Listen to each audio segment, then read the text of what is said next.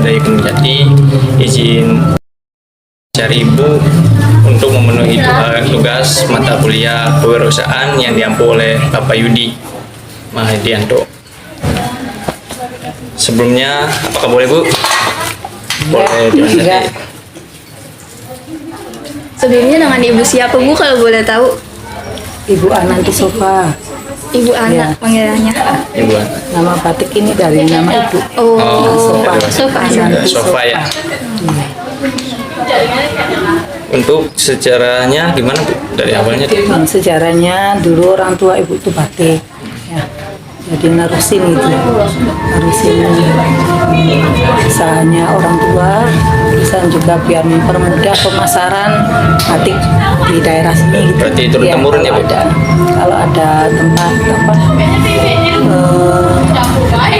pemasarannya kan enak ya gitu ya. Pengrajin-pengrajinnya tuh, ya turun temurun ya. Saudara ibu juga batik semua. Perusahaan apa sekitar golongan 15 tahun sudah berdiri. Sejauh ini baru batik aja atau ada usaha yang lain gitu Bu? Material Material bangunan gitu. iya, material bangunan. Ini kan batik kan di Pleret ini kan udah banyak banget ya Bu ya yang mendirikan batik juga. Nah, apa sih inspirasi Ibu itu untuk mendirikan batik di sini gitu? Otomatis kan soalnya persaingan di sini kan lumayan ketat juga kan, soalnya banyak banget batik yang berdiri di sini gitu. Intinya banyak pesaing nih sekitar. Iya, iya. Jadi pertama itu buat nerusin usaha orang tua ya, terusan untuk mempermudah pemasaran, terusan untuk apa ya, untuk dengan adanya showroom batik jadi lebih semangat lagi gitu ya. Apalagi ya jadi ya. Kalau kita membangun usaha, apa aja sih halangan atau rintangan yang Ibu rasakan saat mendirikan usaha ini? Rintangan. Ya, rintangannya kalau masalah modal ya biasa sih ya, itu ada dulunya pinjam dulu ya dari bank gitu. Kalau masalah itu rintangannya misalnya dari segi apa, kurang kontrol barang gitu, kurang kontrol barang dan penerimaan tuh kurang kontrol, jadi barang masih banyak, masih disuplai gitu ya, jadi barang kan rusak kalau lama-lama tuh usaha kurang, kadang ada yang ngambil dulu gitu ya, penjual lagi tuh ngambil dulu, tadinya bisa dipercaya, lama-lama kalau konsumennya macet sama ibunya macet lagi gitu.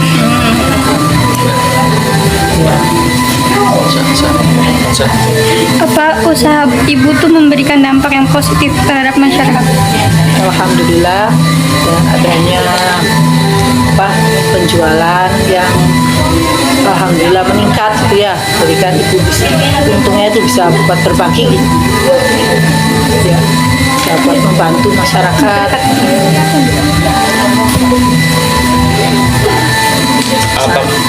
Apakah Ibu menetapkan target penjualan? Jika tidak mencapai target bagaimana? Kan saat pandemi itu kayak gitu. Masih apa ya? Masih apa ya, jadi belum modern tuh, manual gitu, manual kalau misalnya hitung-hitungan masih kalkulator gitu ya, gitu masih belum itulah modern itu, nggak ada target. Terus nih Bu ya, tadi kan udah dijelasin kan mengenai kendala-kendala yang dihadapi. Nah, bagaimana sih cara Ibu untuk menghadapi kendala tersebut kayak gitu? Ya, caranya jadi lebih kontrol gitu, lebih kontrol dari pengambilan, dikontrol gitu ya, udah lama belum, terusan dibatasin gitu ya pengambilannya. Jadi kalau macet kan nggak terlalu banyak, bisa apa sama barang juga dikontrol gitu, jangan sampai lama mendem rusak gitu. Kadang itu juga misalnya karyawan gitu ya, kadang-kadang pelayanannya saja kalau lagi galau tuh ya. Iya gitu. Nah gitu lagi Kurang dari maksimal kontrol gitu ya. lagi kadang pemasukan dari pelayan apa pembeli gitu. Mbak itu begitu karyawannya gitu. Mungkin lagi galau apa gitu. Intinya sih selalu dikontrol dan diawasi. Iya, jadi harus gitu, kontrol, diawasi ya benar. Kalau boleh tahu, siapa aja target pasarnya, Bu? Apakah produk ini akan dipasarkan secara online? Iya ada online, ada ya online sama di pusat aja, nggak kemana-mana. Online-nya di marketplace atau gimana Bu? Atau Shopee? Ya, e-commerce. Belum E-commerce. itu. Online masih belum itu, belum fokus. Oh. Masih di toko. Masih di toko. Sejauh ini pemasarnya paling jauh kemana, Bu?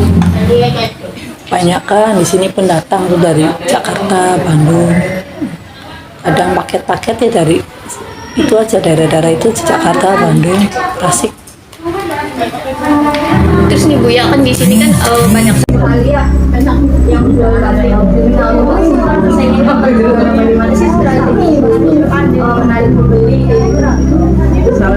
Misalnya komplitin barang, ya komplitin barang jadi tuh terusan apa dari lihat dari itu apa yang maju gitu, apa yang lagi rame gitu. Yang lagi tren Ini gitu. Iya, menyesuaikan. iya, Sekarang. harus menyesuaikan Harus gitu, update. apa yang lagi rame Iya, itu, harus update. peka, iya gitu. Misalnya barang nggak ada apa ini pembelinya nanti ditulisin gitu, jadi jangan sampai kesini lagi nggak ada gitu. Terus sama servis juga pelayanan. Harus ramah ya, Bu. Terus bagaimana sih Ibu mengukur kepuasan konsumen itu sendiri gitu? Biar konsumen puas itu. Ya misalnya dari itu dulu dari apa sih? Kadang tuh penawaran gitu ya, jangan susah gitu dari kalau tawar-tawar kalau masih iya. dapat ya dikasihin gitu. Terusan dari ya, servis juga. Terusan kalau misalnya ada retur itu boleh diretur. Kalau masih ada notanya kadang nggak ada nota juga diinget-inget aja. Boleh. Boleh. Kadang tukar duit juga boleh gitu. Daripada kan di situnya diem di pembelinya gitu ya. Di sini bisa dijual nggak apa-apa. Tukar duit. Yang penting nggak merugikan gitu. Itu biasanya batas penukarannya berapa hari Bu kalau kayak gitu? Ya yang penting ada notanya. Berarti Sebulan 2 bulan lah. Yang penting ada notanya. Iya. Nah, kadang jaraknya jauh gitu. Dipasarin dulu. Iya. Apakah permintaan pasar tiap tahun mengalami perubahan dan apa saja inovasi-inovasi yang Ibu lakukan untuk produk ini supaya tetap hidup di pasaran? Ya salah satunya tadi jadi peka gitu. Terusan emang ganti ya itunya tuh apanya musimnya gitu. Musimnya ganti tiap bulan, kadang tiap bulan. Yang jelas tiap tahun ada ganti musimnya tuh. ngikutin tren gitu ya Bu. Pasarannya iya. Kalau misalnya sekarang lagi corona ya tetap ada beda. Nah, sudah sekarang lagi coronanya lagi udah pergi ya tetap beda lagi.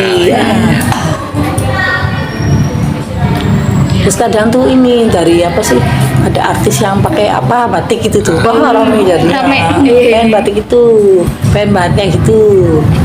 Ya, selalu. Itu terus nantinya yang itu banyak misalnya dari iklan-iklan itu yang Iya. artis-artis. Apakah Ibu ingin menjadikan usaha ini sebagai komoditas andalan Ibu? Gimana? Penghasilan kayak Penghasilan. jadi penghasilan utama Ibu atau Iya. sampingan Iya. penghasilan. Penghasilan Utama iya. Ibu tuh ini produksi sendiri ya Bu? Iya, jadi produksinya ada produksi sendiri, ada menerima gitu. Berarti lumayan menyerap tenaga kerja, Bu ya? Iya. Jadi kan biar macam-macam gitu.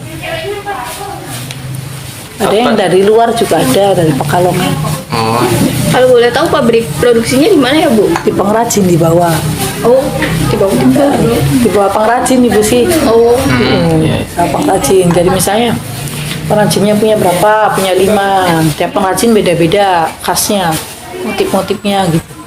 Nanti Ibu ngasih bahan bakunya gitu. Kalau boleh tahu produk unggulan apa yang ada di toko ibu?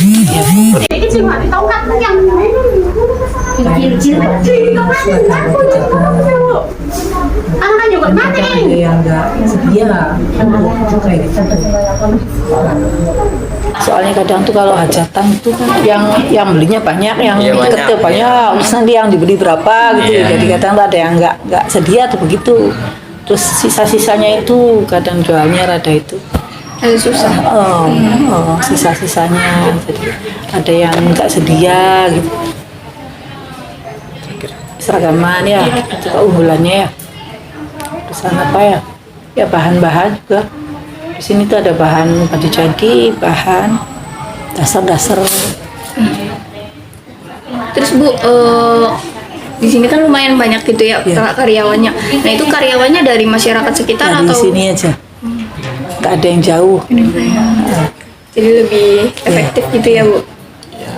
Ini Bu, sama ini kan tadi kan lagi situasi pandemi gini kan, 2 tahun gitu kan. Terus berdampak nggak sih sama penghasilan butiknya? Ya jelas berdampak. Tetap beda gitu. Penghasilannya gitu. Tetap beda.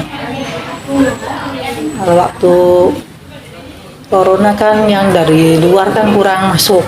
Ya. PPKM Iya, segala macam. nanti bisanya bertahan tuh orang sinian gitu yang dari Cirebon aja. Lokalan, gitu. ya? Iya, lokalan. Soalnya ibu sih udah biasa sih lokalan. Jadi ada yang kayak gitu tuh, ya itu tuh apa? Nggak kaget gitu. Udah dari sinian. Terus Bu pas pandemi kan otomatis penghasilan berkurang gitu kan.